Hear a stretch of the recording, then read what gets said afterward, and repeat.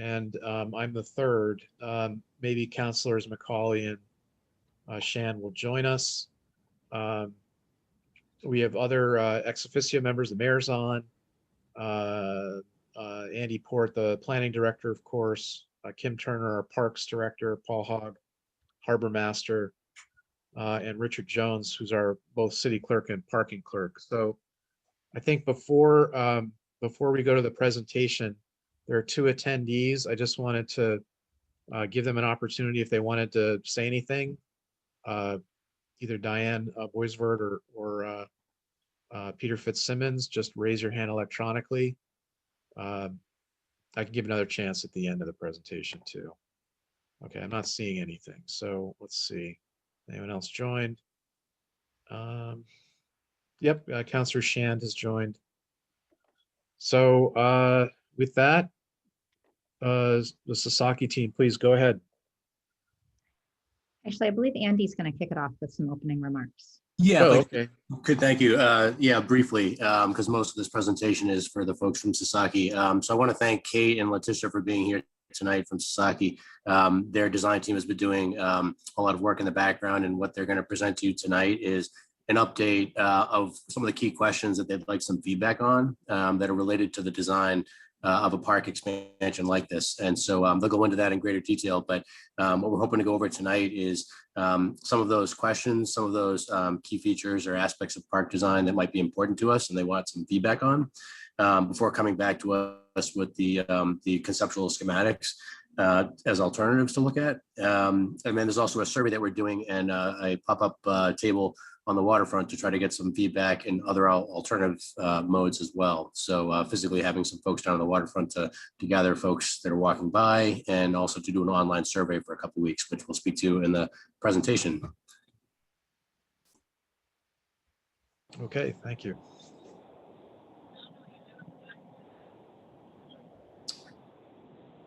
So Kate, did you want to speak to this or?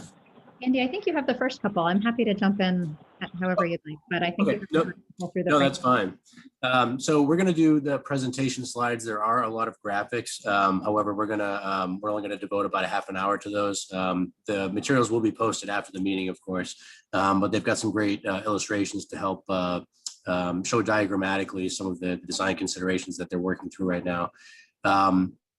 I just want to recap the conceptual framework as a starting point that we're beginning with right now, and then the conceptual options. We're going to go through some of that, and then there's also an important point of discussion tonight, at least for Sasaki to make the advisory committee aware and for us to provide some feedback on, which is a rough order of magnitude for the costs that we're anticipating for the park before we get into any detailed design level, so that we can get some feedback on the type of treatments that might be appropriate for the park space, for the parking areas, balancing out both the type of improvements that we all want to see and the cost that might be associated with that. So after that, we'd like to go to some moderated discussions. So devote some time to that, and then also speak to, at the end of that discussion where we've got some feedback this evening, of course, let you know where the online survey is. We'll get some additional feedback after this meeting with some additional outreach, and also recap the next steps of where Sasaki will be coming back to the team. So as far as the goals, it's noted there on the right there, but we're looking to try to get some feedback on some of the aspects of these alternatives that are perceived as being better or worse than others, so that helps to inform the design that we're getting at the end of the day. The project team, we've gone over this before, but briefly on the city side, obviously the city of Newburyport is the client here. So the consultant Sasaki is the lead, is working for the city. We have obviously as chief officials here, the mayor and the ad hoc committee chair, Councilor Eigenman. I'm the staff liaison to Sasaki in coordination of work that they're doing. So on the Sasaki team, we obviously have VHB, who's doing some of the site survey, so the licensed site professional or LSP work, because we do have some contaminants in the soil. And so we want to make sure that we're managing that and minimizing costs as we do the park expansion. And then there's some other engineering details that come from that. So things like lighting and irrigation, but those are some more detailed level aspects that we don't need to get into in the schematic phase. So that's the overall of the project team. Tonight we have Kate and Letitia here from Sasaki.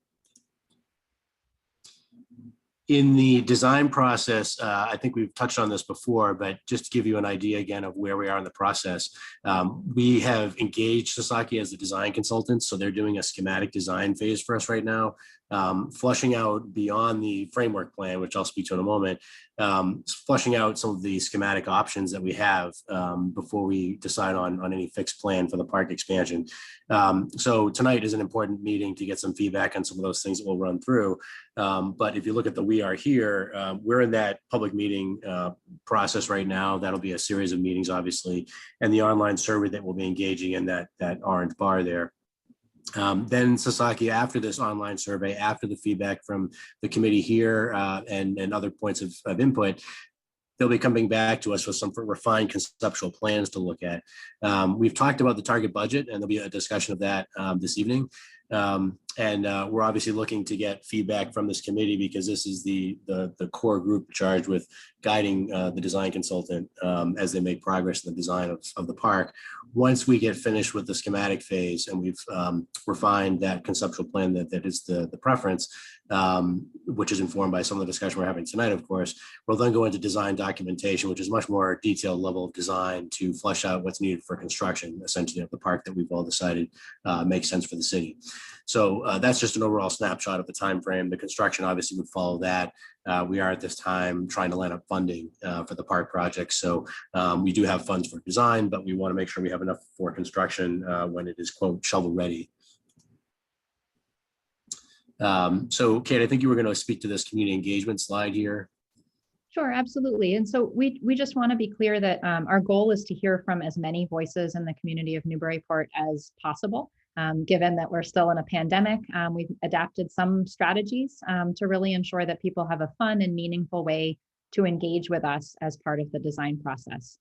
So tonight is sort of our open public meeting, engaging with you all as the ad hoc committee, but also with others who we know may be in the audience. So we'll present the concept options to you all. This meeting will be recorded and available on the website for others to review it on their own timeline. So we hope that that information will be able to be shared more widely, just beyond the time frame that we're in tonight. Following this meeting, we are planning to launch an online survey, which will enable anybody at any time of day or night for the next 2 weeks to log on and answer some questions about the concepts. So rather than telling us which scheme is their favorite, we'll ask what kinds of things in each scheme worked best. And people will have a chance to share that with friends and neighbors right from the project website. And we'll share information at the end of this about how they can engage. So that will be open for 2 weeks. And during those 2 weeks, we'll also be engaging with passersby right at the park in what we call pop-up events. So those are 2 different times, July 6th and July 13th. From 4 to 6 p.m. we'll be at the park with an activity table with a banner of some different ideas and asking people to just engage with us, chat with us, tell us what they love about the ideas and what they are hoping they could see differently. And so the goal here is to try to do many different things to capture many different types of people at many different times to make the possibility to engage with us as easy and accessible as possible. Andy, if you go to the next slide. Yeah, sorry, it takes us a second sometime with the Zoom. Apologies. So this framework graphic is the from the creation of this whole project, of course, the dissolution of the redevelopment authority and the consensus over a, quote, framework plan of the park expansion to be done. This framework plan speaks to a couple of key elements. So the park expansion wings, I would call them, the bike path and some sort of connection for that from the east to the west in one way or form or another. And then the remaining parking areas. The other thing that was of note here is the restroom sort of visitor center facility that's going to replace the temporary, quote, temporary facilities that we've had there for some time on the waterfront. So these are the sort of major elements that are worth noting from this framework plan. And the exercise here is to flesh that out in much greater detail. So we have something to work forward with when we get to the design for construction phase.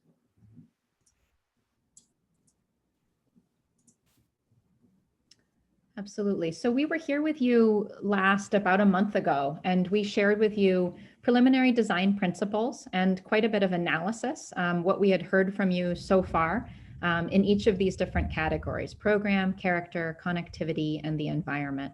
And so you all gave us lots of great feedback at that meeting to add to what we had already been starting to learn from you as a community. You all have been at this for many decades and have amassed quite a bit of data. So we've really dug into all of that data, heard from you all what some of the key priorities are around creating a really active destination, around creating a space that is uniquely Newburyport and feels like a window on the Merrimack for you as a community.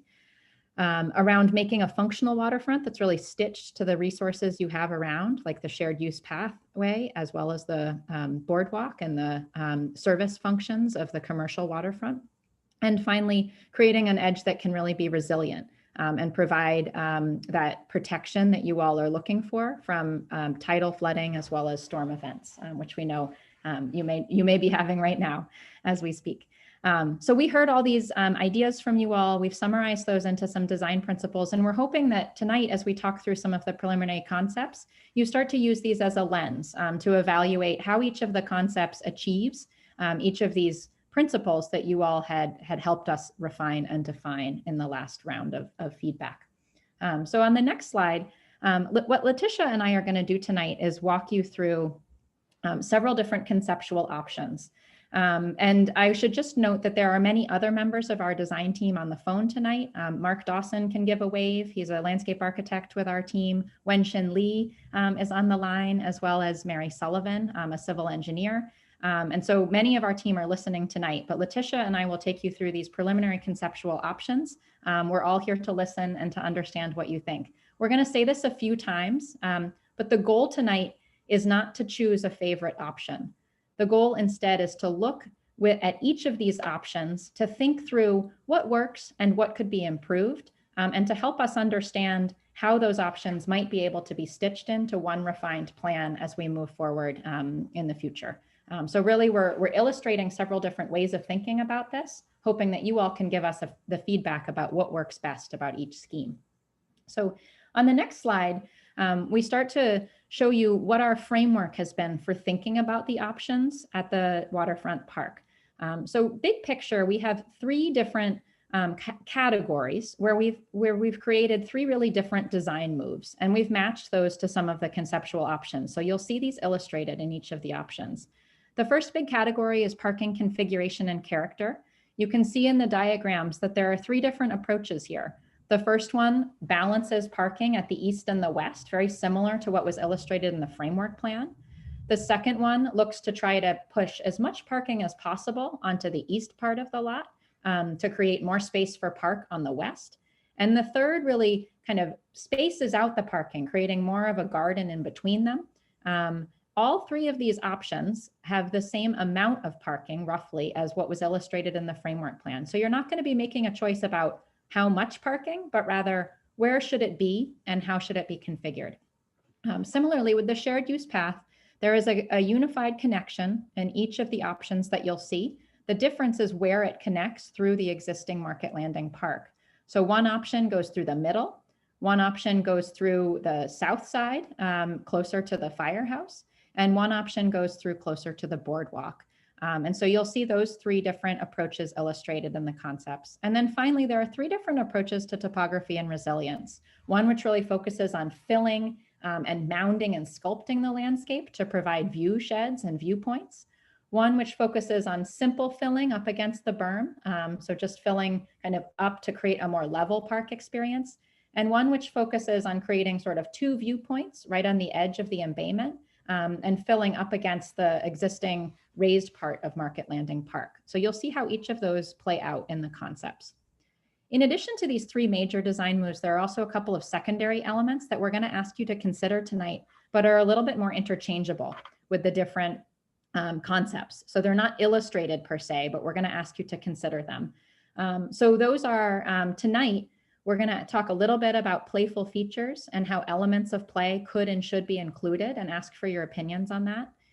We're going to talk about the dock deployment and storage and share a couple of different options for how that could work and ask for your opinions. Again, any of those options we share could work with any of the schemes, and we're really looking for your feedback separately on that issue. And finally, we'll talk a little bit about service access and how each of the schemes can provide great access to the harbor master and the commercial boating fleet. There are a couple of elements that are also interchangeable, which we won't talk about tonight, but we'll be asking for your opinion on in the future. And those are the stage and events and how those get deployed, the architectural character of the restrooms, and then how public art should be curated and considered as part of the park moving forward. So without further ado, these are the three conceptual options, big picture. These three schematic diagrams are meant to illustrate at a really high level the different forms that the three options take. So we'll be talking you through each of these options, Letitia and I. The central spine really is an idea that organizes all the gathering spaces in the park to hang off of the shared use pathway. You can see how that happens in that really conceptual diagram. The braided oasis is really thinking about the pathways as things that intertwine, and then using the exciting opportunity of where those pathways come together to create gathering spaces that are meaningful for the community. And shoreline bands is a concept that really starts to align the pathways with a gesture that aligns with the river and create sort of banding patterns that alternate paving, plazas, and planted areas within that framework. Again, the goal tonight is not to choose one favorite, but really to tell us what you like about each one. So we'll start with central spine. This is an option, if you go to the next slide, which on the right-hand side, you can see which of the sort of three big framework moves that it is trying to employ. So you can see that what it's trying to do is balance the parking in both an east and a west lot. So that west lot has about 33 spaces, the east lot about 76. Total, that's similar to the framework plan, as I mentioned before, and in addition to the spaces which are available at the NRA lot. The shared use pathway here comes through the center of Market Landing Park. So it brings you in kind of this sweeping pathway up to Market Landing Park, at which point there may be an opportunity to dismount, walk through, and then continue on your way through the park. And finally, in terms of topography and resiliency, you can see that the landscape has really been raised up to the level of the berm, and then raised in some strategic areas a little bit higher to provide this sculpting mounded landscape, which would provide great views out to the Merrimack. You can see that Ferry Wharf Way comes through in the way that has been agreed as part of the framework plan and the settlements with the city. And you can see that that has a slight bend. It comes to a plaza, which we call Ferry Wharf Plaza, which then provides a great gathering space, a great views out to the water, and then that continuous pathway onto the boardwalk. So big picture, that's kind of what this scheme is looking at. You can see that the way those pathways, or sorry, those plazas hang off of the shared use pathway is echoed again in the way that the restrooms and the visitor kiosk have a close relationship to the sidewalk along Merrimack Street, and really sort of hang off that street as a central gathering point. If you go to the next slide, it gives you a sense of what this space might look like and feel like when activated, and from a bird's eye view. So again, you can see the way that shared use pathway provides that continuous swoop coming through the center of Market Landing Park. The way Ferry Wharf Way really comes down, has a really generous bend as it turns to face the Merrimack. At that moment, there's a potential for a shade structure there, which would really help frame and accentuate that view and provide wonderful places for people to sit and observe the river. If you go to the next slide, it gives a little bit of a sense of the character of this plan. So you can see that the structure at that plaza, the Ferry Wharf Way Plaza, is imagined to be something that it could support swing benches, great social atmosphere, a little bit of shade, and really framing those views for the public as they turn and they face the river. Those curved pathways would be generously planted on either side and be really these continuous sweeps of pavement that really guide you through the park. Sustainable plantings on all sides to really support and enhance that experience. And then you can see that sculpted topography to provide the opportunity for people to get up above the river and really gaze out over the activity of the boardwalk and the docks. So that is Central Spine. Letitia, I'm going to hand it to you to talk through the next scheme. Thank you, Kate. And I am happy to take us through the next conceptual option, which is the Braided Oasis. And this scheme, as we mentioned before, is more of an organic approach and feel to the structure and framework of the park, that the pathways sort of meander and flow throughout the space.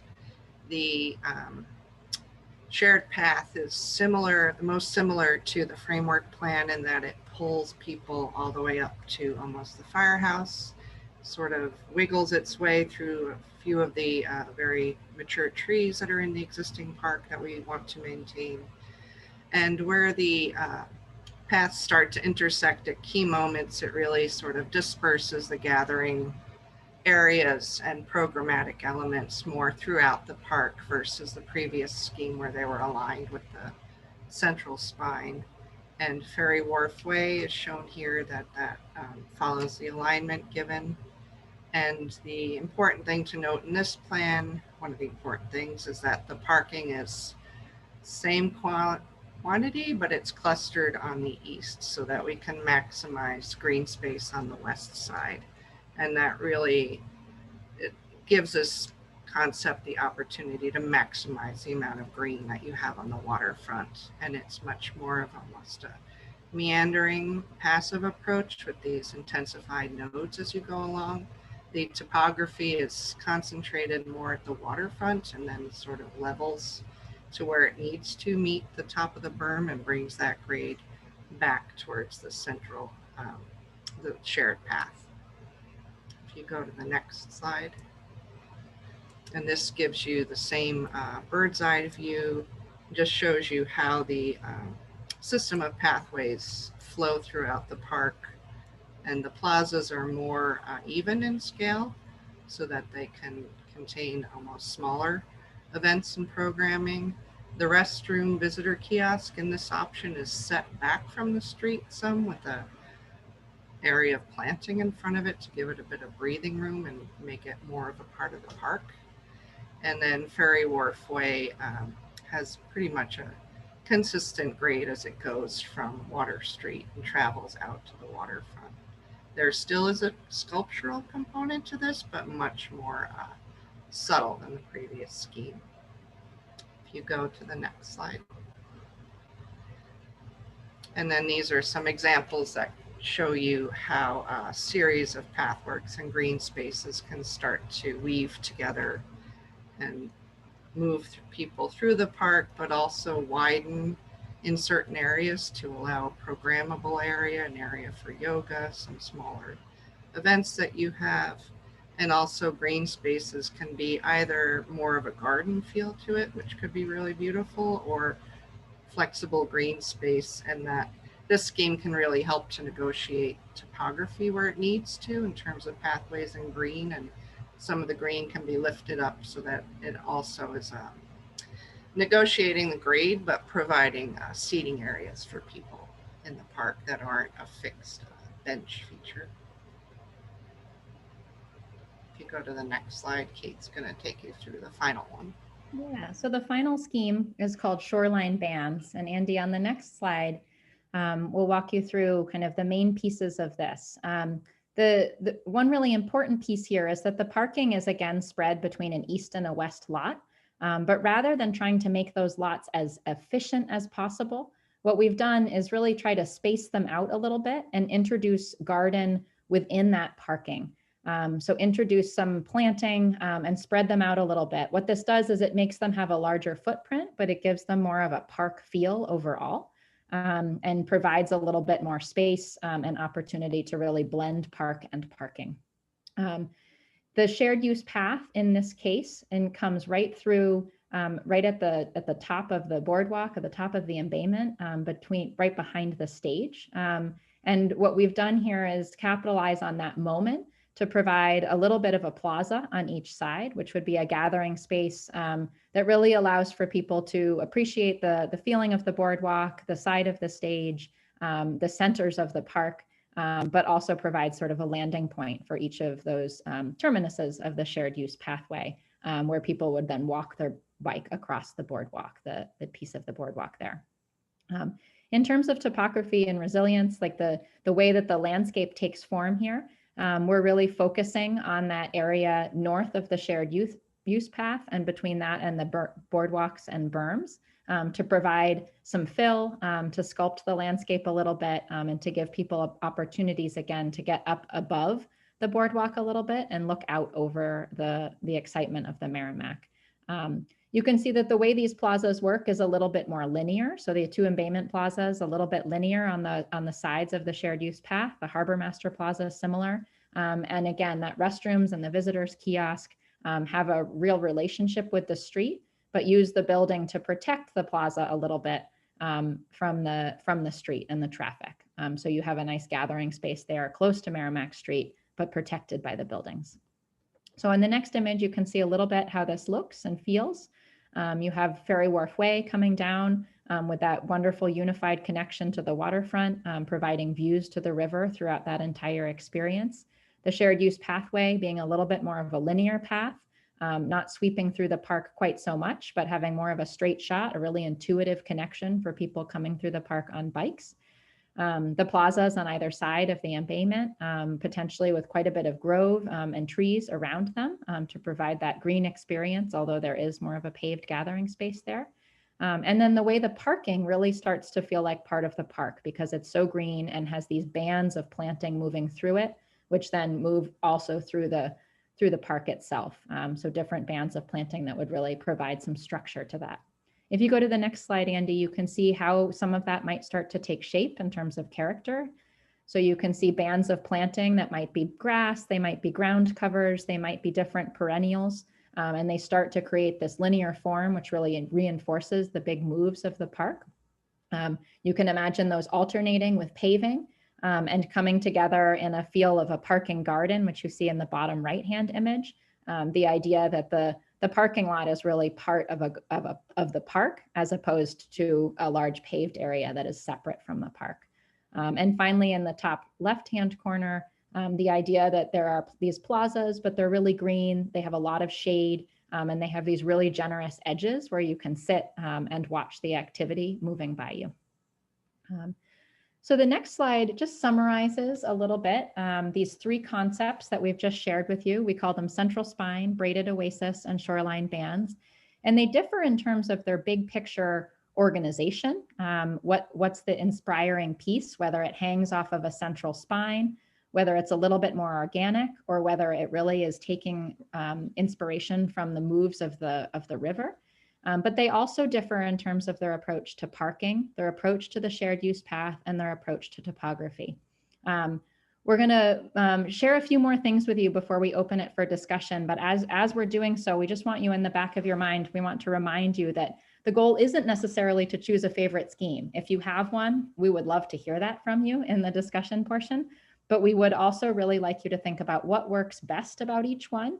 And what is not working about each one, and be able to share that with us, because it will help us refine into one final scheme that has the best of all of the potentials. So Letitia's just going to walk through a couple of these secondary elements, and then we have a chat about cost, and then we'd love to hear your thoughts. Thank you, Andy. The first secondary element we're going to go through is one of the most important. The consideration of how the docks are stored and deployed into the Merrimack twice a year by the crane. This is something that exists in the area for the park expansion today, and where it's positioned will obviously have an impact on the experience of the park. And there are three scenarios that we're looking at to accommodate that. And this shows you the sort of the experience of the park within each option. The first, strategy one, shows where the docks are stored today and roughly where the crane pulls in and maneuvers those into the water. And realizing that in this scenario that the areas that are white boxes for the crane store, or the dock storage, sorry, would need to remain flat more or less throughout the year, that there wouldn't be an opportunity to fill there. Also need to leave a level area for the crane. And then rather than widening the approach for the crane, we could look at a series of reinforced turf or something that keeps it green most of the year, but then allows it to be driven on for those conditions where it has to come in and move the docks into the water. So that it really flattens the experience of the park in this option, and occupies that corner by the embayment where we may want to have more activity for the period that the docks are stored. And the second strategy looks at the possibility of moving the docks and the crane operation to the next opening in the berm further to the east, which still would require some accommodation of reinforced turf to maneuver the crane in and out of there, some flatter areas to store the docks, but starts to open up that space just to the east of the embayment so that it could accommodate some fill and accommodate elements of the park. And then the final strategy considers what if the whole operation is moved down to Cashman Park so that there is no impact of either the crane or the dock storage. And that's the scenario that maximizes the experience of the park. So either option can work really, in any of the schemes can be accommodated, but we just want to hear from you what gives you the best, maximizes the experience of a person in the park.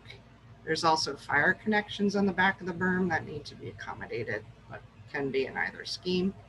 Next important factor is the access to the harbor master. That each scheme, the parking area allows that in terms of a drive aisle, not only for day-to-day operations of more passenger vehicles and smaller trucks getting out there, but then the weekly fuel deliveries with a larger truck that need to maneuver out into the harbor master area for the fishing boats. And that's why you'll see in each of the schemes that there's a plaza area adjacent to that drive aisle, so that it could be used to maneuver the fuel trucks in and out, but also be used to accommodate park functions throughout the year. If you go to the next slide. Playful features, as we mentioned earlier, not looking at a traditional playground here because that would not be an appropriate location for it, but more targeted and integrated approaches that could be single, they could be multiple, they could be really moments of discovery. And looking at different examples that are more nature themed or themed towards more maritime, fish or boats, opportunities for younger children to experience those that they might not be able to experience. And then looking at some of the recent installations that you've done in terms of the hammocks on the waterfront further down on the harbor walk, which are very successful and have Kate's children in them. If you go to the next scheme or next slide. Public art and monuments is another important consideration that we want you to give. There are currently the sculpture garden out there and some of the other monuments in the park that have been very successful and will remain, but should that program or that thinking be expanded more into the park, and what form does it take and what character and where does it fall throughout the park? Is it not needed? Should it be concentrated at either end, more dispersed? And what character is appropriate for those pieces? Either they're permanent or temporary. They could be seasonal and really activate the waterfront in the winter. Things that are interactive, temporary, maritime in theme. We would just like to get your thoughts on that as well. If you go to the next slide. So before we open it for discussion, we just wanted to end on one piece which we know is of top of mind for many of you, considering how to start the process of implementation for these plans. And so we want to be kind of frank and open about that part of the conversation right from the get-go. So we hope we'll have a really robust discussion on the concepts, and we also want to give you some information about costs so that you all are able to have a conversation about that with us as well. So on the next slide, Andy, we understood as we responded to the request for proposals that you all put out there that you had set a budget of $5 million. When you look at that $5 million across the parcels that are part of the consideration of design here, so those are highlighted in blue. with a couple of small additions of land. We understand there will be some need to affect the art plaza on the west of the site because of the way the bike path comes through, and then some need to affect a portion, at least, we're not sure where yet, where the bike path makes a connection through Market Landing Park. If you add up all of that land area and you divide it into the $5 million, you get an allocated cost per square foot of $25 per square foot. So, you know, we just sort of note that, that's the budget that you all had set moving into this process. And on the next slide, what we've done is just place that cost allocation of $25 per square foot along a range, a continuum of costs per square foot for other parks that we have worked on recently. So, you know, you all know that Sasaki, we design parks all around the country, and particularly here in the Northeast, we have quite a few parks that we've worked on recently. What we did is just align these parks in terms of their cost per square foot, adjusted for 2021 dollars. And you can see that ranges from a low cost per square foot at the Lawn on D, which some of you may be familiar with. It's a temporary landscape in Boston's Seaport District. It was designed to be temporary, so it was not a big investment on the part of the client team. It was really meant to be something that would be very activated. So it's a very simple palette of materials. It's really just pavement, asphalt pavement, painted in some places, and a very simple lawn. So a low cost there of $16 per square foot. Moving through, we also have, you know, projects like Doan Brook, which is in Cleveland, which is really mostly lawn and asphalt pathways, but still has like it comes together in a really tasteful composition at about $22 per square foot. Just a little bit above the cost per square foot of Market Landing Park's allocated budget is Menino Park and the Syracuse University Einhorn Family Walk. These are two projects which have some similarities to your project at Market Landing. They have a broader palette of materials in general. Menino Park has a playground. Syracuse University has a number of elements of brick and custom seating. But you can see that as you move up, you get a little bit more elements included in the park. More Square and Smale, both are sort of more complex landscapes with many more complex considerations. More Square in particular has a mature tree canopy, which was one major cost driver here, and similar to Market Landing Park, where you have many trees that we would like to preserve and need to provide for in terms of the design. More Square also has a cafe pavilion, a fountain, and concrete pathways. So a few elements that you all do not have as part of your program.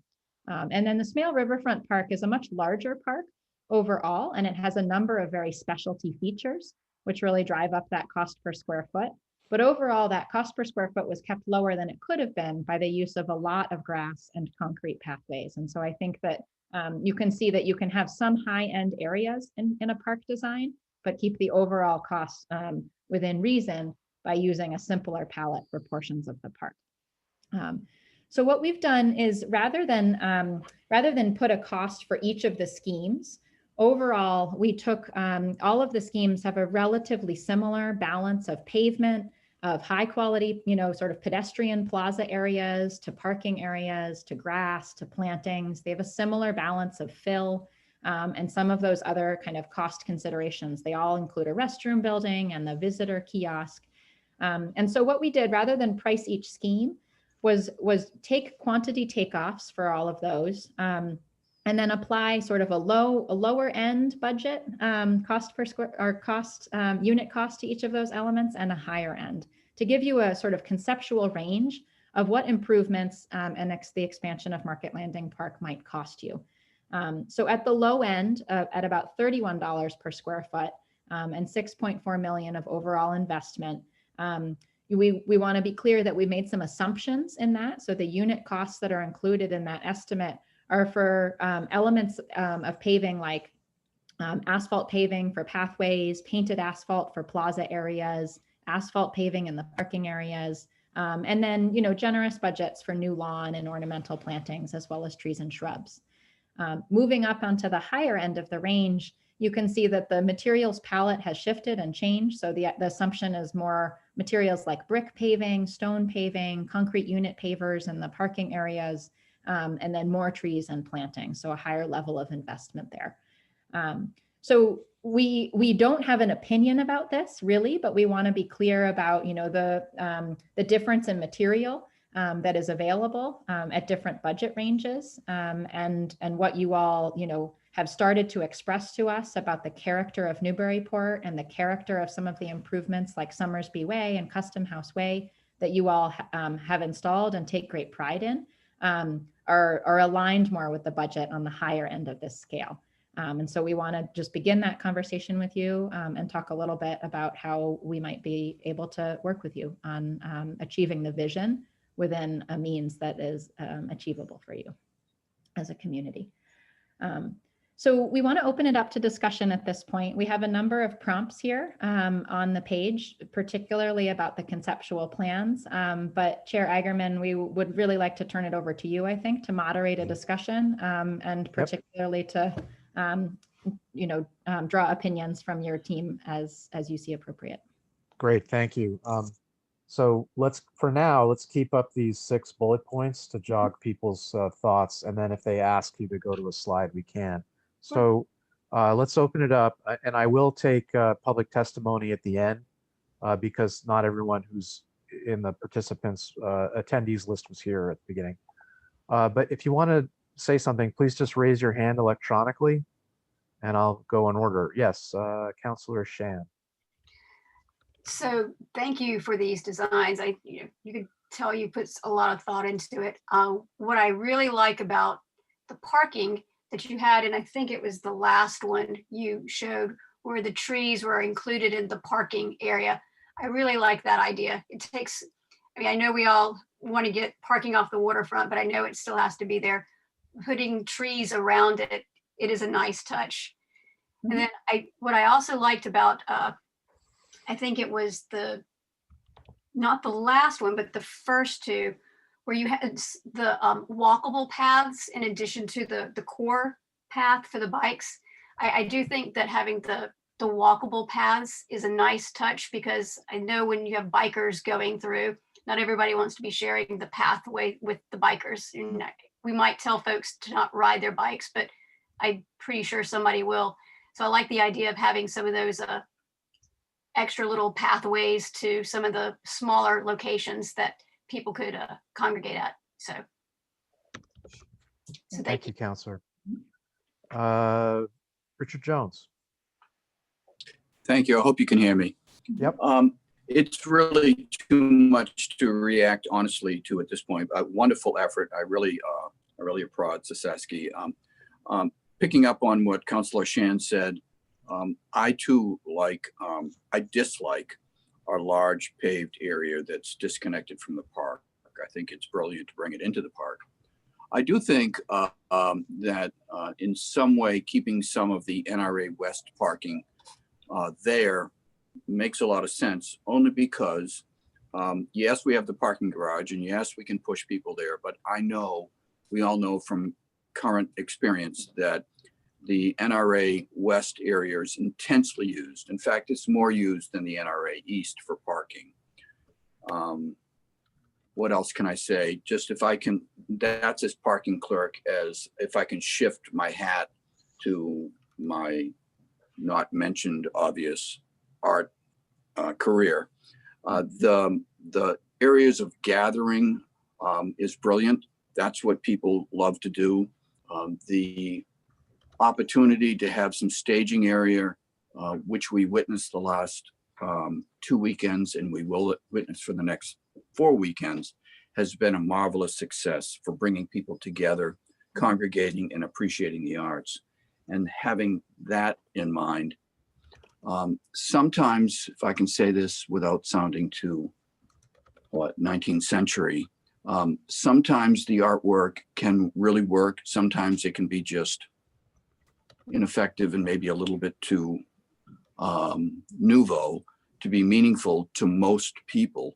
So if we could look at some of the very successful fountains in other parts of the country and Europe, If we can look to that, because they are so successful, people love it. And I'll just get off my art hat for a minute. But my point is, it's really so much information. It's hard to make a meaningful comment at this point without snuffing out the creative juices that we all feel at this point. But thank you so much. Looks great. Thank you, Richard. Kim Turner. Thanks. Yeah, I echo what the others said. I think this is fantastic. There were things about each one of them that I really loved. So thanks for the hard effort on that. I took a bunch of notes, so I'm just going to kind of go down through what I loved about most of them, if not all of them, were the sculpted mounds. I thought that was a really nice way to bring some view up so that people can look out upon the river. One question I have is how high you would want to go, and I obviously wouldn't want to block any views from the buildings along Merrimack Street, and that goes for the trees as well. So I also loved the third option, the Shoreline Bands for the parking, because I think bringing green space in and among the parking there and incorporating it into the park is a really nice thought there. But again, the trees, just would want to be careful that we weren't blocking the views from the adjacent buildings. I loved the pergola structure. I think that's a really interesting and dynamic, could create a really dynamic space for people to engage in. And I thought that was wonderful. And just a side note on cost, could be something that could be phased in down the road if it winds up being a high cost element. Overall, I really loved the organization of Central Spine in terms of the larger plaza spaces. I'm sorry, I loved the organization of Shoreline Bands, but with the size of the plazas from Central Spine. I thought that I really liked the idea of bringing the bike path closer to the boardwalk and closer to the river and not going through the center of the park. But I loved the size of the plazas and the organization of the plazas from the first scheme, the Central Spine scheme. I loved the flexible spaces. I think that's going to be very important because there's so many user groups down there. Sorry about this. Let's see. Oh, the play features. I'm not sure personally, I would like to see like a climbing structure, even if it winds up being like a big fish or something down there. But I really loved the idea of the interactive art. So if that could be brought together, so an art piece could become a place, play element. I thought that was interesting. I know the hammocks for the new part of the rail trail are very well used and loved. One thing to consider is that accessibility in our play spaces in the city has become a really important thing to consider. So I just want you to keep that in mind as well. And I think, I was not loving the parking sort of consolidated on the eastern part of the park. I liked how it was integrated over both areas. I think that's it. Thank you. Thank you. Matt Pianizik. Whoop, did I lose him? I lost him. No, actually, I was looking for the mute button. Sorry. Sorry about that, Jared. There's probably going to do a lot of repetition, but maybe sometimes it's good just to hear some consensus developing. Yep. First and foremost, I echo, I think all the effort that was done is very creative. I mean, three similar, but notably different ideas, which is always, on one hand, it can be confusing and puts a lot on one's plate, but on the other hand, it's good because hopefully it feeds into ending up with perhaps the best of each. I go right down and share that my preference, on the surface is Shoreline Bands for a couple reasons. I do like that the parking lot is kind of integrated into the park. I think that whole concept, it softens the parking lot. And it does seem to maintain, as Richard pointed out, some element of west parking. As Kimberly mentioned, there's something about that first one. It's just, putting everything into one spot just seemed to be too much. And that didn't grab me. I also think there's probably some element of benefit of having egress in and out of the park coming from more than one spot. So if you force everything to one spot, then that might have some unintended consequences as well, just in terms of traffic flow and things like that as well. And about the shoreline bands, I really do like minimizing, in my mind, the invasiveness of that shared path. I think it's just much more natural to kind of, stay down by the shoreline. So those are my thoughts. And obviously I think the docks, I wasn't sure whether the dock placement might influence, some of that. And I, thought that, Paul certainly would have some input on that. I mean, obviously if we could, as I like to say, do Star Trek beam me up, Scotty, and just instantaneously move the docks wherever we want, I don't think anybody would like to have them in the park. But there are some functional realities of that certainly has to come into play, and I think Paul's input would be beneficial. So anyways, those are my thoughts, Jared. Thank you very much, Matt. Councillor Connell and then Mayor Holliday. Yeah, thank you, Jay. I'm going to echo a bit of what's been said and place emphasis on some other things.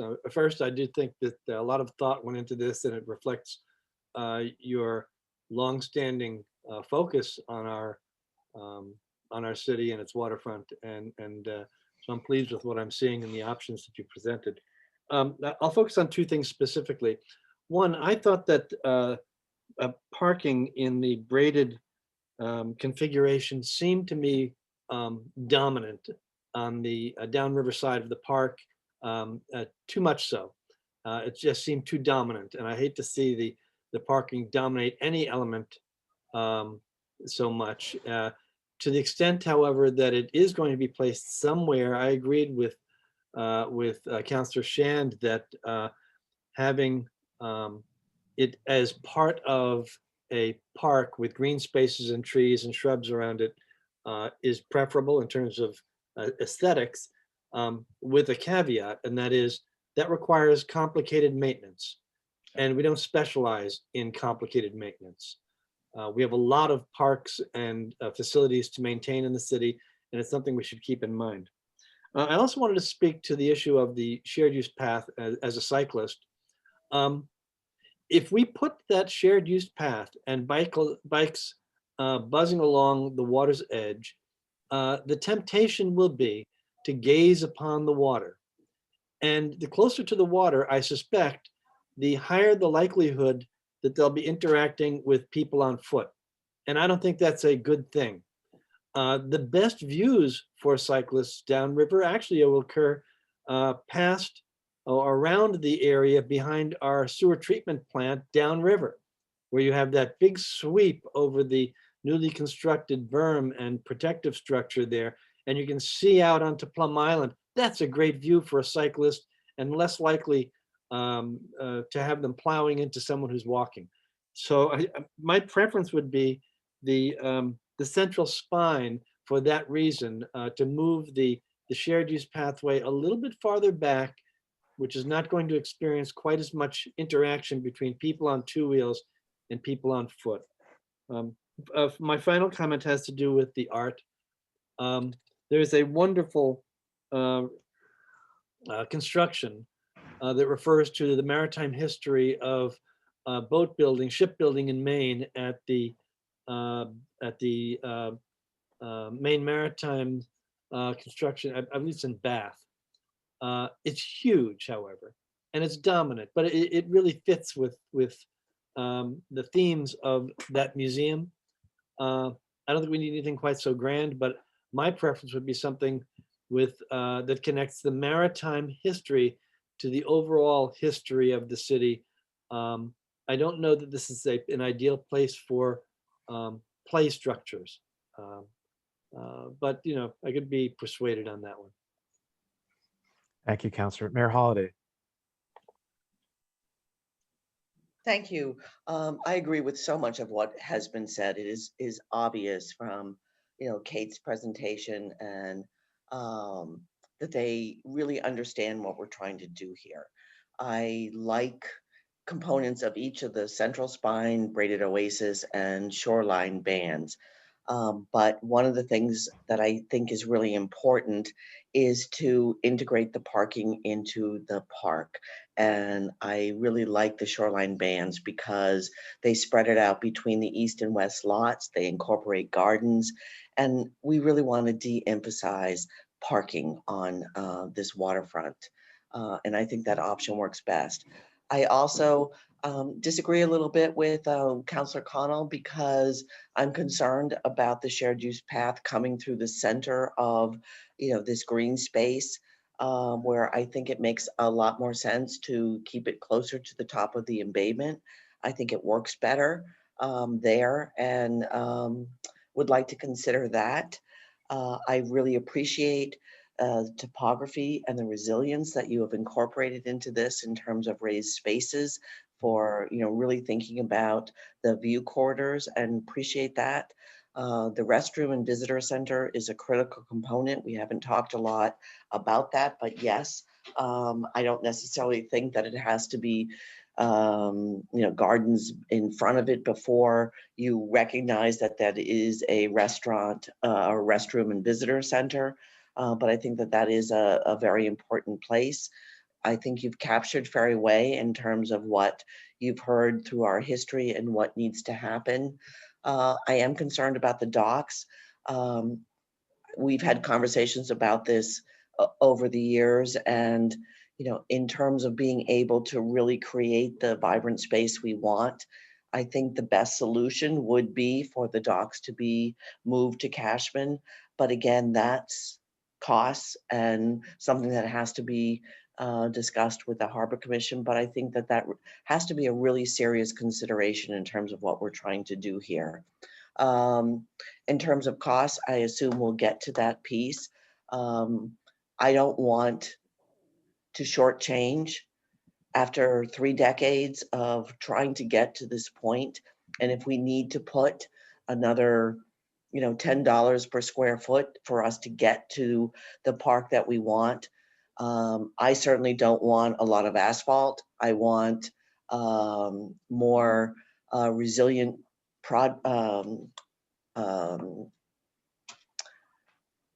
components added to this particular site. Would prefer to see materials that are consistent with our downtown in terms of brick and other types of components. Playful structures. I didn't like all those little, I don't know what they were. They look like stubs or wood things to me. I think maritime structures that could be playful make a lot more sense. We have a lot of history with art on our rail trail and in our sculpture park, and I think that can easily be integrated. But I think you're clearly on the right track in terms of understanding what we're trying to do with this space. And thank you. Nice job. Thank you, Mayor. Councillor Zeid. Thank you, Chair. I apologize in advance. I think I'm struggling to come up with cohesive thoughts because it's so much to sort of take in all at once. But I just had a couple thoughts. One is I was going to say the same thing as the parking clerk. I just don't, as a sort of a hard comment, I just don't see a way to eliminate all the parking on the west lot, hard stop for me anyways. And that's more of a comment about the usage patterns that I've sort of learned over the years. The west lot, on your maps, by the way, you say that the Riverside lot is NRA lot, but I think that's actually the Riverside lot. So that's the portion that's the Waterfront Trust controlled area there. And the reason it's important is that, we have these permits, and the permits can't be used in that, but they can be used on the west lot. And there's also employee permits in play, and they get to use both the east and the west lot. So I guess just mentally can't really consider the option where the west lot is erased, and then even though it's not a bad concept to concentrate. Also, just geographically, to have parking on both sides of downtown is logical to me, and provides, businesses on that end, I think, would be upset to see the west, to see those spaces disappear, even if they were moved. We had a lot of conversation about that, about, distances and what people want and what's reasonable. So I wanted to kind of give that perspective. The second one is I mean, the shared use path, I'll try and go down your list here. The shared use path has always been, I think, the most challenging part, because I too like to ride my bike. So I'm envisioning people blowing through that thing and trying to manage crossing other pathways or other ways to the water, as well as interacting with people who are going much slower. But then I say to myself, well, that's pretty much what the whole rail trail is. I mean, anywhere you go on the rail trail, there are people biking and then there are people walking. Nobody gets off their bike to walk.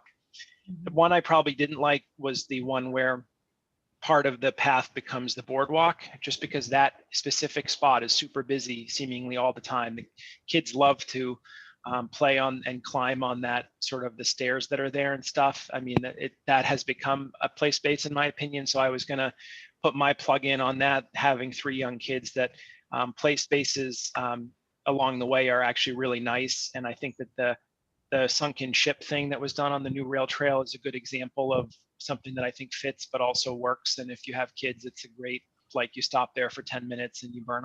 That's not a full-on playground. So I personally like that. On the concept of, so that's the shared use path. I don't have an answer. I'm just still concerned about how that works together. Topography and resilience. The mounds are interesting, but I was thinking that the challenge with the mounds is that the views will then become restricted in certain places. And I think what I hear a lot is you kind of want to see as much of the river from as many places as possible. And I also was thinking about, what if you are walking on the boardwalk and you want to look back towards the city, because that's also actually a nice view. What does that look like if you mound up right by the berm? Then you look back and you're just seeing a dirt pile kind of thing, or a sculptured, whatever you call it. So that one was, I probably favor more of leveling things out and just keeping more views from more places, sort of taking volume into consideration. And then restroom and visitor center, I don't have a strong opinion about that, other than to say that, and this kind of goes into my parking comment too, I'm maybe going to dissent a little bit compared to some of my colleagues here. The parking is not just a park amenity. That's the thing with absorbing the parking into the park, is that parking is pretty crucial for downtown. It serves an important role. So I'm just concerned that, if you make it feel like it's just part of the park, then maybe it doesn't serve as well the rest of downtown, but it's pretty vital. And we've been arguing about this for a long time, but again, employees park in there and they walk out of there. So the deeper you put them in the park, then they have to walk out of there. And so I'm not sure if it's better to really put the parking, kind of really make it its own thing. And then once you're in the park, it's like, wow, I'm in the park, as opposed to saying I'm in the parking lot, which is also the park, but then you're going shopping or you're going to do whatever or work. And then, so that's that. And then Ferry Wharf Way, I'm not sure. I guess I didn't quite understand what the question was there. Was it the positioning of Ferry Wharf that you're asking about?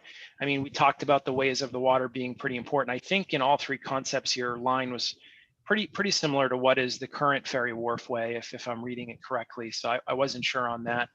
And then the last one I wanted to say was on the cost. I mean, the cost for me is kind of a problem, not surprisingly, I'm sure, to some on the call. But I mean, even if we add, essentially whatever, $10 a square, we're still at the low end of that range. And I agree with the mayor that there's heightened expectations than asphalt for some, if not all of this. And I don't think we're going all the way to the high range, but I definitely think that the $5 million is simply not realistic. I mean, it's not even realistic to get the low end, and that would be doing all pavement. So I think we have to confront that question.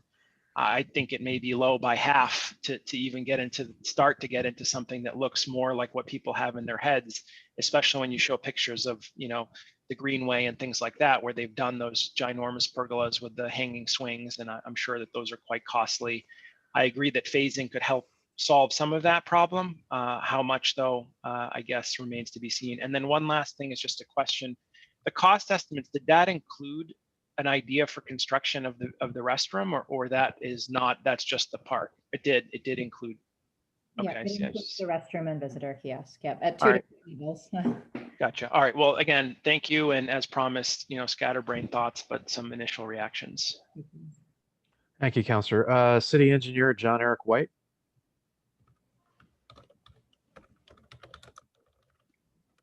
John Eric, are you? There Yep. you go. Can you hear me? Can now. Thank you very much. Sasaki, Kate, and team, excellent job. I like like you said, don't pick one concept, but I like many pieces of all three. So I'm going to phrase this in the form of a question, because I'm not going to pretend I know exactly what the next phase is. But before we roll this out to the public, is there any way that Sasaki can add some spot grades or some topography contours, very rough, and then if at all possible, put down some graphics as far as future elevations of sea level rise? I know that's asking a lot, but I'm trying to wrap my head around. There's areas that you're filling, which is great. The area right behind the embayment, between the embayment and the firehouse, probably doesn't need to be raised much for many, many decades. So it'd be nice to see where down the road other areas need to be filled and where they don't, because if we plant a lot of trees in areas that we're going to end up filling in the future, those mature trees will have to get ripped out. So, we can worry about that later, but we'd like to do as minimal in the future as possible. I do like separating the parking lots on the west and east instead of one larger one. I like that a lot. It'd be nice to have some kind of water feature. I like the idea of fountains that other people have commented on. I know water features are not a resilient thing during droughts and having fountains be used, but at the same time, I think if we keep it small, it might work. I do agree with moving the docks to Cashman. I think that's the best way. It's only twice a year. I know it's about money, but I'd rather have a little bit of pain, more people help out than twice a year than having us design something that doesn't really fit. Very important. I like how you did Ferry Wharf Way. The connection to Ferry Wharf Way for all three concepts connect to parking lots. That's very important.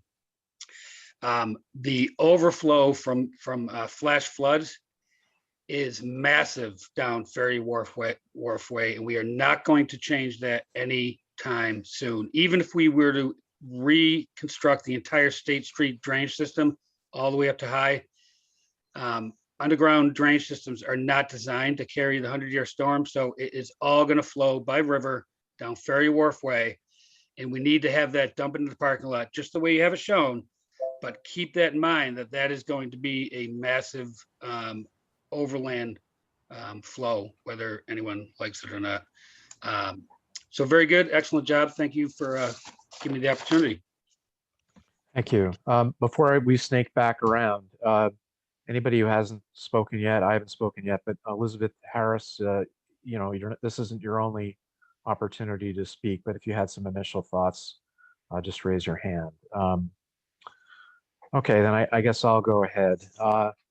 On the parking location, I think what you're hearing is that we do need to retain some parking on either side. It's a bit disappointing because it means that you can't have as large a space on the west side for greenery.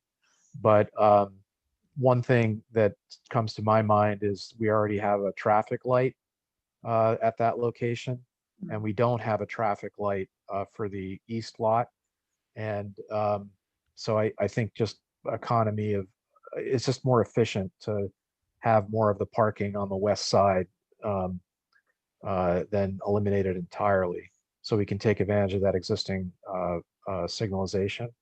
Also, as much as we can get people out of their cars before they pass through Market Square, that's usually better for our congestion. Obviously, if I had my druthers and we had the money, I would be all for the idea of vegetating the parking area that you showed in, I guess, the third option. But I share Councillor Connell's concern that that's probably going to be expensive for us to maintain. I'm just thinking of snow emergencies and so on. And that is one of the lots that we need our residents to have access to. So it ties into sort of our budget discussion. If I had to choose between brick pathways and having a vegetated parking area, I'll take the brick pathways every time. And I'd rather cheap out, at least at this stage, to get this park built. the beauty of the parking area. I agree.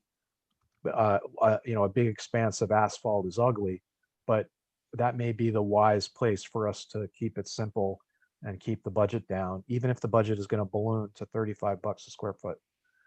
On the shared use path, I'm with the mayor on this one. I really don't want to enable bikers to fly through this area. So the first option, which is sort of the original, armature that we had a couple of years ago, I really don't think works. I think that's a mistake. I think if we were to design the shared path in that way, we would simply be encouraging people to whip through on their bicycles, no matter what signs we put in, to tell them to walk their bike, they just won't. And I also agree with the mayor that it would cut up the seating area that we have for performances now. So that definitely is my last choice. I would oppose that. I think that's a mistake. The second option you had really was the best way to get people off their bikes, because it was really sort of circuitous. And so, they can't, even if they wanted to whip through at high speed, they couldn't. So I like that. And I hear what I think it was Councillor Zeid was saying about if you have it near the water, which I'm not opposed to in principle, the shared use path, it could interfere with that area by the steps, which is an area where people congregate. I see that.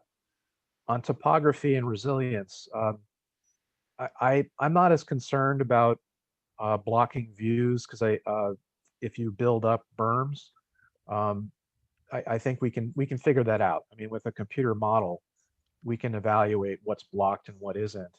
I mean, the firehouse is at a higher elevation. I mean, Merrimack Street and Water Street are a bit higher.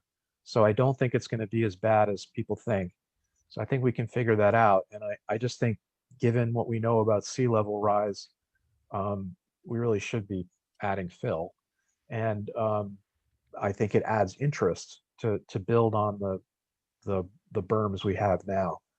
On the restroom in the visitor center, I think what you're hearing is, that's to be determined, whether it's right on the street or set back or so on. I mean, basically, we know generally where it's going to go, but that's the tail wagging the dog for this project.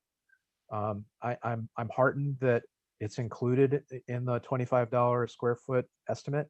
That's good. So that's not going to be complete, add-on. But again, it's not a big focus. If we had to wait a little bit on the restroom in the visitor center, I don't think that's the end of the world. But back to the design question, I can see the argument for putting it right on the street where a building used to be historically, and I can see the argument for setting it back, but I just don't want to focus there. What else? As far as artwork, I don't really want to overdo it with the artwork. I think, when you have a long linear bike path like the Clipper City Rail Trail, in order to add interest and encourage people to linger in a certain spot, you may really need pieces of art. But I not only is it expensive, but I don't think you need it. I think, the just grass and trees and looking at the water is entertaining enough. And so I just don't want that to be dominating our discussion. The docks, I think what you're hearing, again, if money were no object, we would move it to Cashman.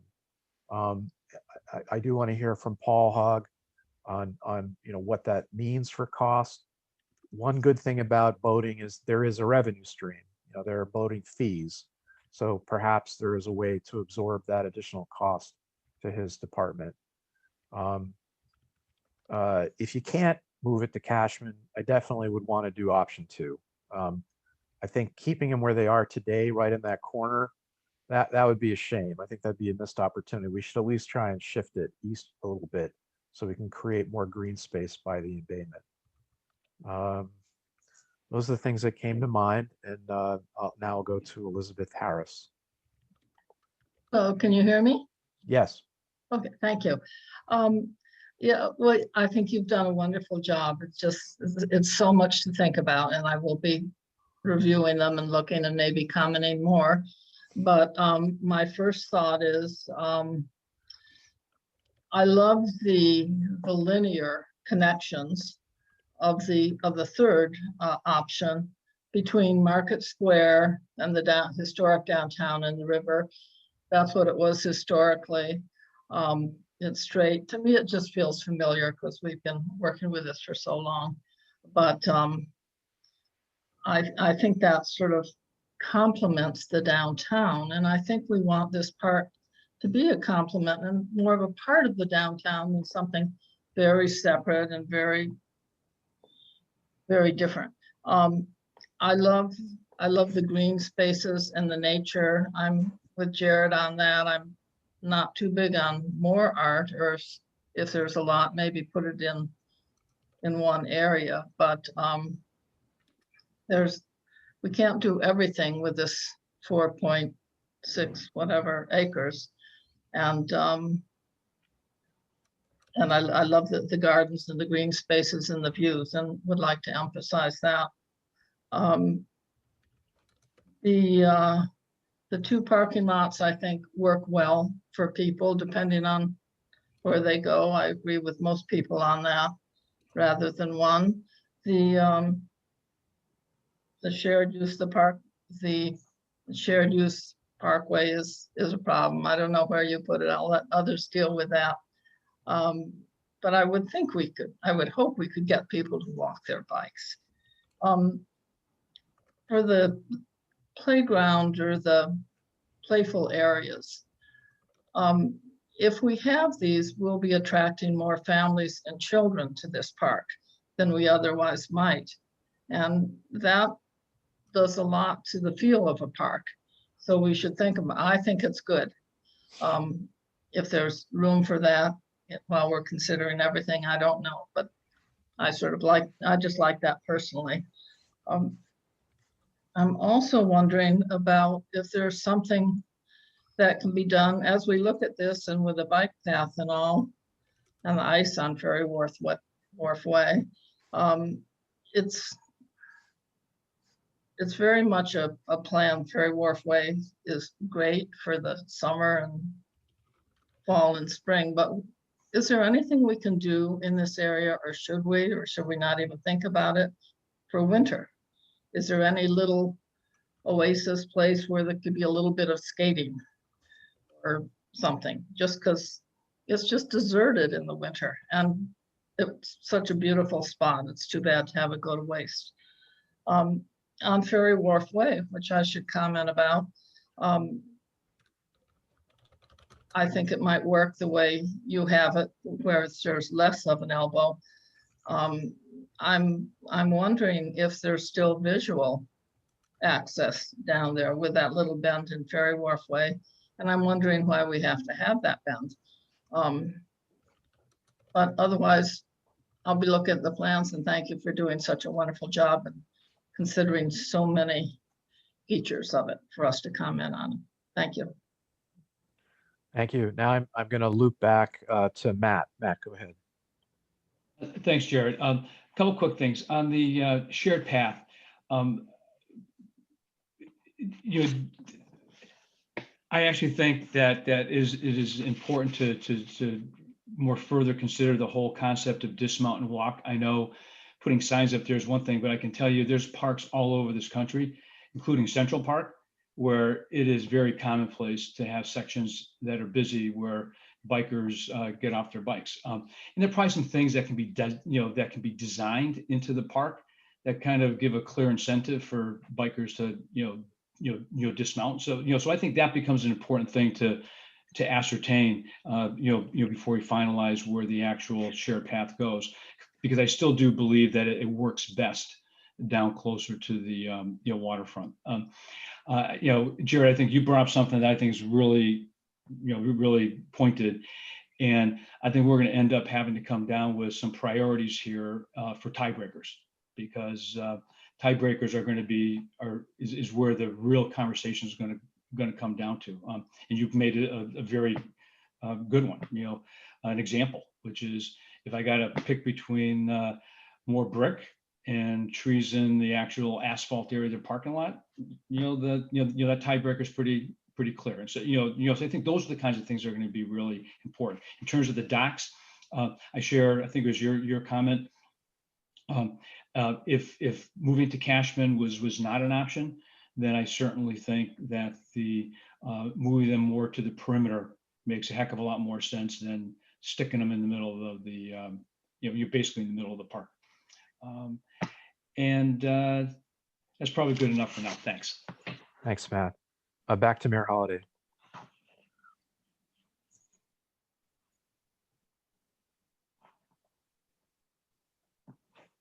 Mayor Holliday, did you want to, you had your hand up. Sorry, I meant That's to. okay. No, I'm good. Thanks. Oh, okay. I beg your pardon. All right, Councillor Connell.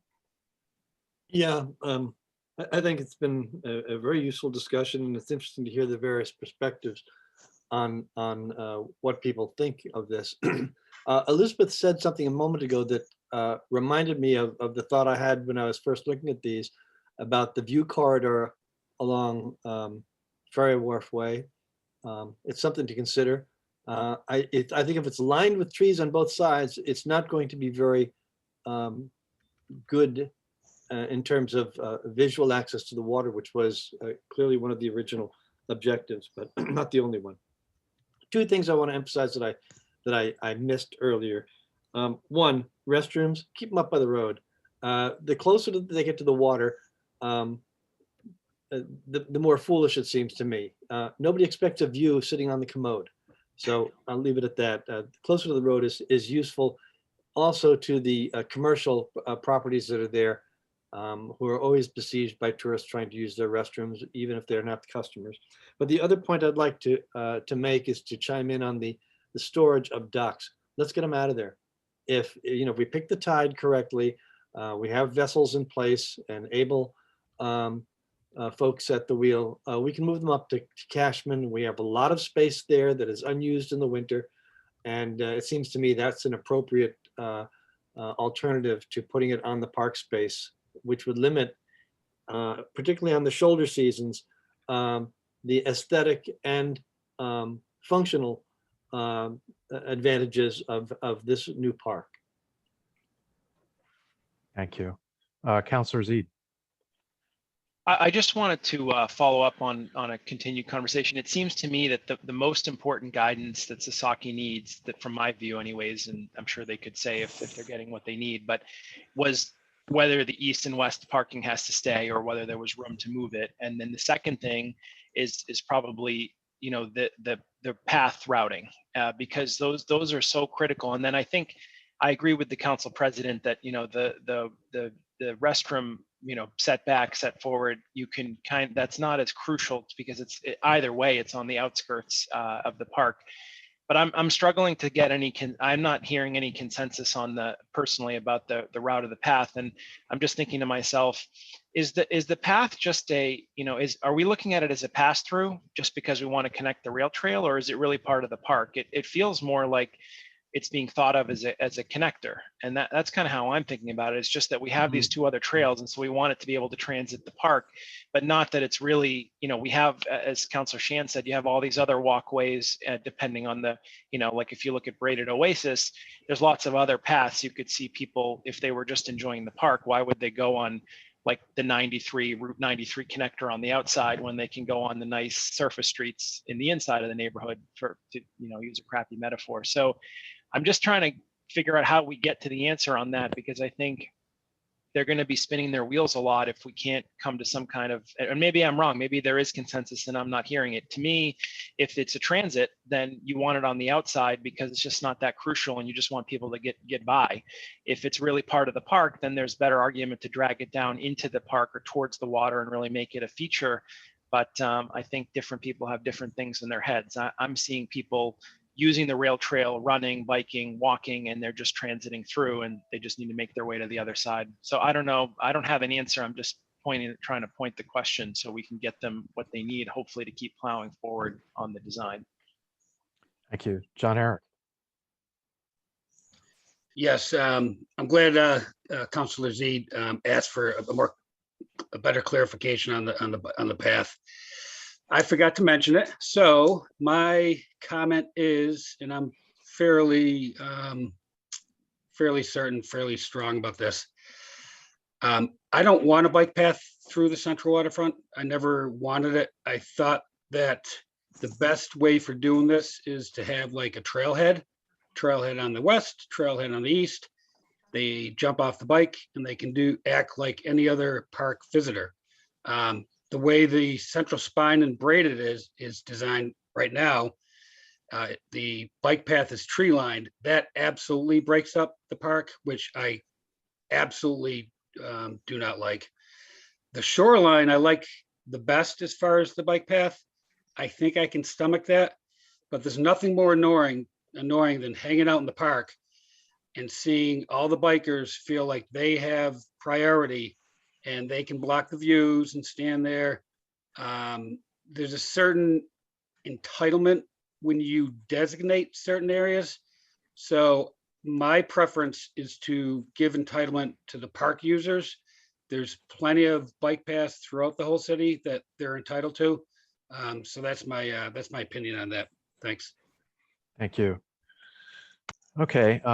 Well, since the question was asked, I mean, I like John Eric, I personally feel very strongly about the not having bikes take primacy here. I mean, they really, I never liked the idea of this being part of the rail trail. This is a park, so central spine, definitely bad idea.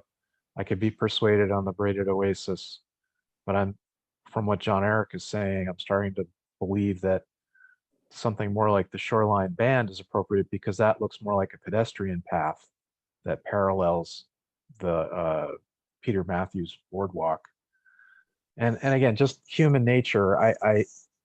People don't walk the bikes. They don't. I mean, I remember on the Charles River always getting run down by bikers, and annoying is the right word. All right. Well, we've used up most of our time. I wanted to take some time from the attendees. Any of the attendees wish to comment, please raise your hand electronically.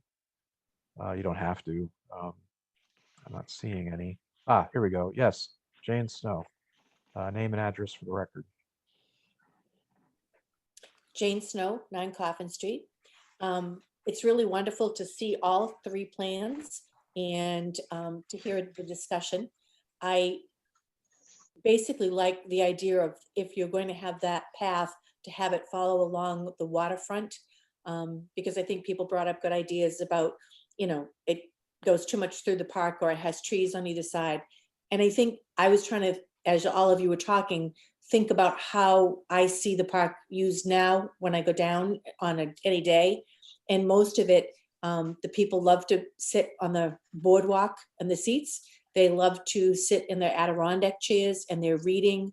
Then you have small groups of people with families and they're sitting in the open grassy areas with the kids playing and things. So for me, the simpler and the more open space, the better. I love the idea of the the parking lots on either side.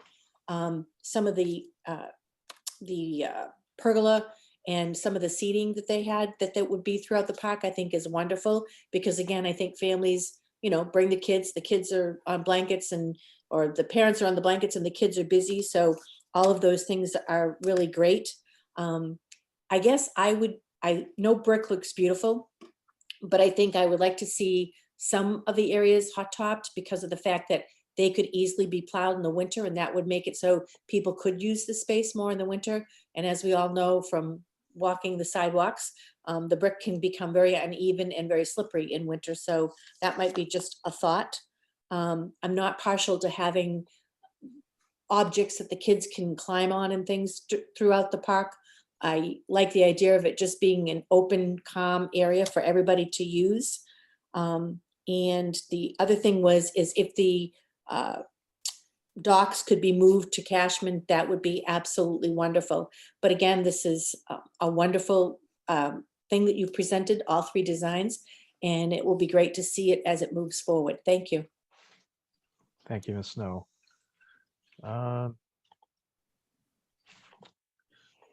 Okay, if no one else from the public, I want to go back to Harbor Master Paul Hogg. How you doing? Thanks for hearing me. I just wanted to talk real quick. Logistically, obviously, in a perfect world, it would be easier and it would look a lot nicer to move the docks up to Cashman. One of the biggest problems that I saw was still needing the crane at that location because we have gangways there. So we actually need the crane to put the gangways in place. Basically that's how you get up and down on the docks.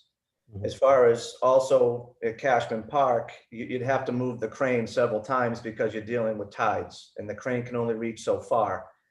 We have over 1,000 feet of docks and, I would say close to 50 docks that we would have to be moving, going against the tide, sometimes with the tide. So, I mean, logistically, it would be, obviously it'd be a better location, but there's a lot more things that come into play with that.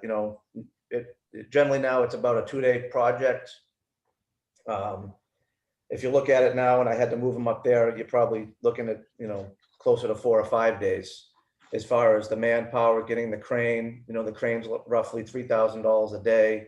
And then you'd have to move the dock several times. And I'd have to make sure that it's clear at Cashman because they put a lot of snow storage there in the wintertime, as far as where to put the docks. So just wanted to give a little bit of light just from my end because, I put a little bit of thought into it of trying to, move them up there to get them off the waterfront. But at some point, like I said, we're still going to need a crane there to insert the gangways.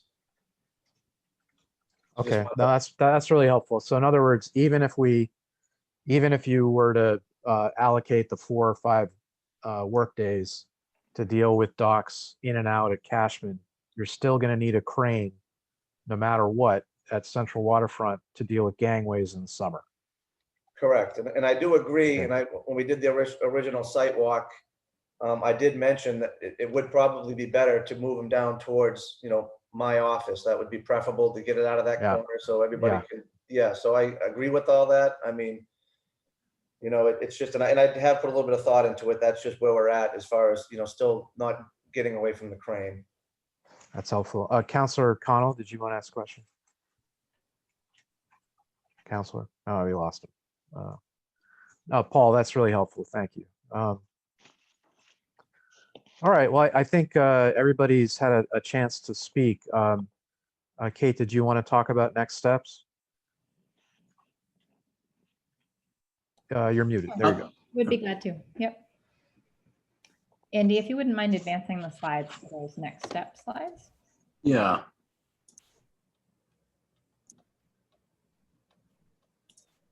Great. So there's really a couple of upcoming opportunities for you as well as friends and family and neighbors to share your voice. Can you go one back, Andy, actually? One slide back. There you go. So as we mentioned, everything that we have just presented will be available online in the recorded presentation. So you can feel free to share the city website with folks so that they can see the presentation, hear what the ideas are. And then there's an online survey where you, as well as others, can share your opinions about which parts of the schemes were best. We'd encourage you to do this even if you were present tonight, because it'll give you a chance to be counted in some quantifiable data that we can then report back to you. So it will help us to understand a little bit more about that consensus point that you've talked about around the parking, for example, and give us a little bit more data about shared use and other elements that you all have expressed opinions on. So that survey link is there, bit.ly/Market Landing Park survey. It will also be available on the city's website, and that will be open until July 14th. So for about 2 weeks. In the interim, there will be 2 pop-up events right at the park. We're going to be setting up a table right at the top of the embayment, right behind the stage, for 2 days, 4 to 6 p.m. on both July 16th and July 13th. July 6th and July 13th. And that'll be an opportunity to stop by, hear a little bit more about the plans, chat with us, and share your opinion. So please encourage those you know in the community who might be interested to stop by and let us know what they think during that time. In terms of the next steps for the design team after July 14th, what we'll be doing is summarizing all of the feedback we've heard from you tonight, as well as what we hear from the pop-ups and the survey. We'll be refining that into one design scheme that responds to that feedback. So it really makes an effort to find those points of consensus and bring those together into one plan. And we'll be sharing that with you at our next meeting potentially in August sometime. So towards the end of August is when that is targeted to be. Andy, is there anything else you would like to add in terms of next steps? No, thanks. Like I said, like you said, we'll have something in the paper, obviously, to note the survey, right, to get word out about that. So look to that, folks. We'll have on the website, of course. We'll work with the mayor's office to make sure, and with counselors, a number of who are already here tonight, to make sure that folks are aware of the survey and can provide their responses back to some of the same questions that we spoke about this evening. You know, like you said, Kate, we'll circle back with the chair to talk about the next meeting date. Thank you. Councilor Z, you had your hand up. Well, I was just going to suggest that I think that the ad hoc could meet in the interim. We don't necessarily have to have Sasaki for this discussion, but I think we should seek to get closure on this trail. And, you know, give them, do we need a trail or not? I mean, that's more, we've had more little discussion, but more on that tonight than I've heard in a long time. And I don't get the sense that we're all, I'm not even sure what I think, but I just, it's so important, I think, to the whole thing. So just my 2 cents. We could meet and try and hammer that out in an hour, just, you know, amongst ourselves and come to Okay, some kind of I'll try to figure that. Also, Councilor McCauley was on briefly and then dropped off, so we'd like to get him to weigh in. I hear you. Okay, well, I wanted to thank everyone. This was efficient, very exciting, and you know, we'll keep everyone in touch. I'll keep in touch with everyone about our next meeting. Thank you again. Thank you. Good night. Everybody, good night. Thanks. Well, See you soon. Thank you all. Good night. Bye.